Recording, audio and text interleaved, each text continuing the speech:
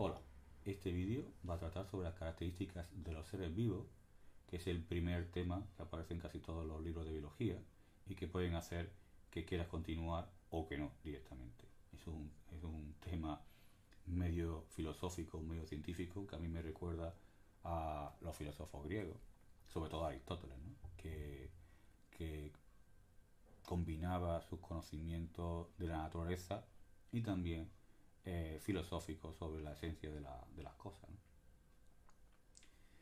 Bastante bien para la época. Voy a intentar que el contenido de este vídeo esté dentro de lo que podría ser primero de bachillerato, pero no descarto que haya algunos aspectos que puedan ser de un curso superior. En esta primera diapositiva vemos a la izquierda una imagen de microscopía electrónica. Son bacterias intestinales, concretamente Escherichia coli, que es la bacteria intestinal, bueno, la bacteria más conocida y más estudiada de todas. Abajo en la imagen figura que el aumento son unos 15.000 veces. Hay una escala que sugiere que la bacteria va a tener de largo aproximadamente 2 micras o algo más, con un diámetro que podría estar en torno a la media micra. Estas bacterias tienen eh, un aspecto beneficioso para el ser humano, ya que nos ayudan a la producción de vitamina K, que por otro lado es importante o crucial en la coagulación sanguínea. También tiene un aspecto perjudicial cuando viajamos y demás y cambiamos nuestros hábitos alimentarios. Estas bacterias pueden producir toxinas y dar lugar a una enfermedad que es muy conocida, que se llama la diarrea de los viajeros. Ya se puede imaginar uno por qué. A la derecha lo que tenemos es un líquen que podemos encontrar en la corteza de los árboles, ramas y demás, ¿no? Es un líquen que pertenece a la especie Santoria parietina, que antiguamente se utilizaba como antipalúdico, es decir, para el tratamiento de la malaria.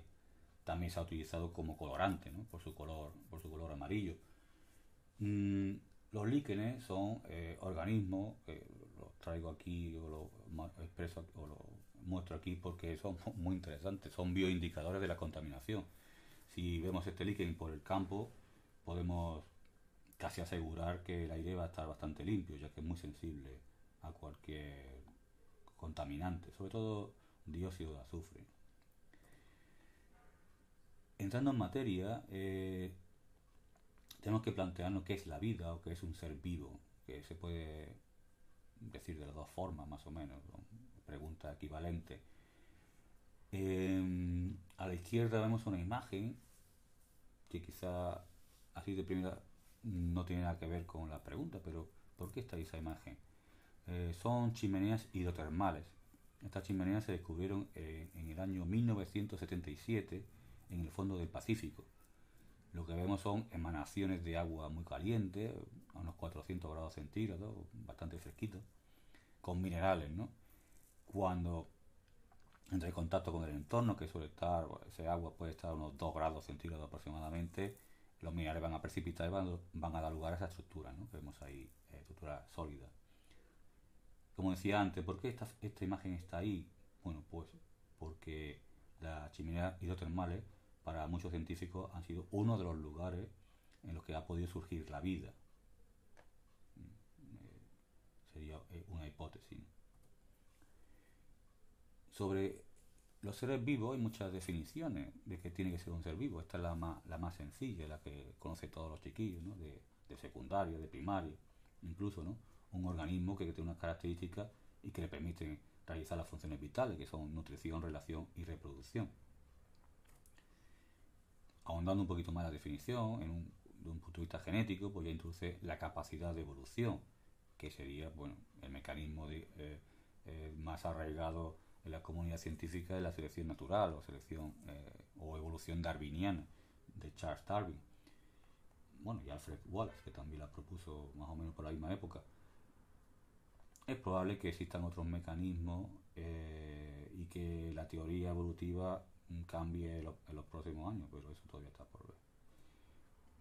Si añadimos un componente bioquímico, ya tenemos que tener en cuenta que el ser vivo va a tener una información genética.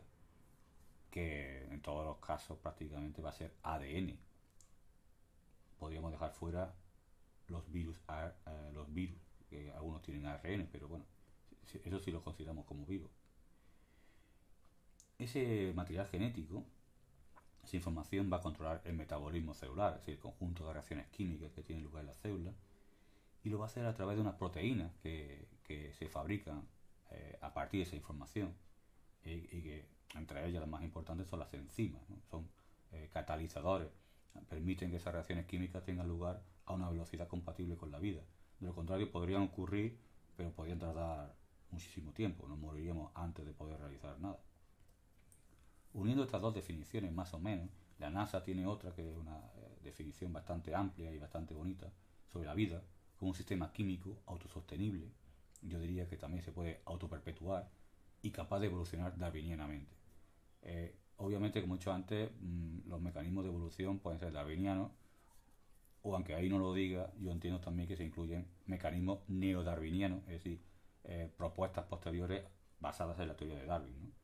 Y quizá también habría que añadir otros mecanismos. La imagen que vemos ahí es una imagen de un lago del Parque Nacional de Yellowstone en Estados Unidos. Bueno, si a alguien le interesa, el nombre del lago es Grand Prismatic Spring. Y esa imagen, bueno, esos colores tan fantásticos son motivados por los organismos que viven ahí, que reciben el nombre colectivo de extremófilos. Extremófilos porque viven en condiciones extremas, unas condiciones bastante particulares. También encontramos extremófilos en Río Tinto, ¿no? Y de ahí también los colores estos rojizos y demás. Eh, bueno, ¿qué importancia tiene o por qué están ahí incluidos estos extremófilos? Bueno, en este lago o en quizá algún otro, ¿vale? No sabría decirlo, se descubrió una bacteria que se llama Thermus aquaticus o Thermus aquaticus. Vale, esta bacteria, al vivir en estos ambientes, puede soportar temperaturas de 50, 80, incluso más grados centígrados, y hace que sus enzimas funcionen perfectamente a esta temperatura. Bien, de esta bacteria se ha obtenido una ADN polimerasa que se llama TAC polimerasa, TAQ, de Thermus aquaticus, que es fundamental para las técnicas de biología molecular, entre ellas pues la famosa PCR, ¿no? O su versión RT-PCR, ¿no? Que bueno, tiene otras características, pero al final termina usando también una ADN polimerasa. Si no existiera esta bacteria, el desarrollo de la biología molecular, bueno, pues habría sido distinto, no sé de qué manera. Esto nos lleva a plantear una cuestión que puedo dejar en el aire: si un virus es un ser vivo o no. Está claro que dependiendo de la definición, la respuesta también va a cambiar. No es sí ni es no, son ambas, depende. Lo que vemos ahí a la izquierda también es una imagen de microscopía electrónica de un virus. Parece un fago, claramente, ¿vale? Que son virus que contienen ADN. Bien, finalmente, bueno, aquí he incluido una serie de características de los seres vivos, podrían ser algunas más o algunas menos, tampoco tiene mayor importancia. Los seres vivos pues están organizados e indican de forma celular.